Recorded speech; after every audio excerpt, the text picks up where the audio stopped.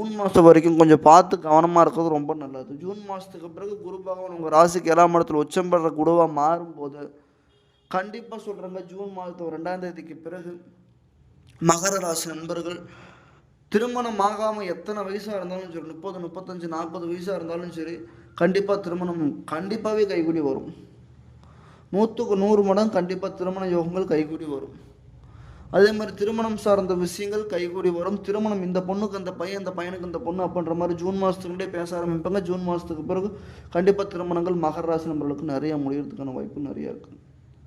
தொழில் வகையில் மிகப்பெரிய ஒரு மாற்றங்கள், ஏன்னா உச்சம் பெற்ற குருங்களை தொழில் வகையில் மிகப்பெரிய ஒரு மாற்றங்கள் கிடைக்கும். இன்னும் எதிர்பார்க்காத அளவுக்கு லாபங்கள் தேடித்தரும். தொழில் வகையில் புதிய முயற்சிகள் பண்ணுற மாதிரி ஆசைப்படுறவங்க எல்லாத்துக்குமே புதிய முயற்சிகள் ஆட்டோமேட்டிக்காக வந்து அமையும். இந்த மாதிரி முயற்சி பண்ணலாம் அப்படின்ற மாதிரி ஏதாச்சும் ஒரு வகையில் குருமார்கள் வகையில் பார்ட்னர் வகையில் பண்ணுறதுக்கான வாய்ப்பு அந்த டைமில் வந்து சேரும்.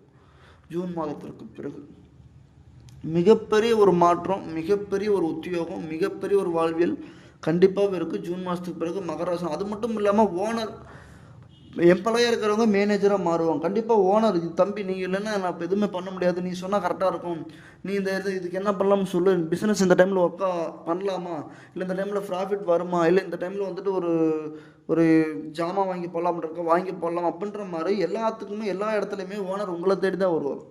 அந்த அளவுக்கு மகர ராசி நண்பர்களுக்கு ஜூன் மாதத்துக்கு பிறகு அந்த அளவுக்கு ஒரு பலன் சூப்பராக இருக்குது. வாழ்க்கையில் அடுத்த கட்டத்துக்கு போகிறது, அடுத்த விஷயங்களை படுத்துறது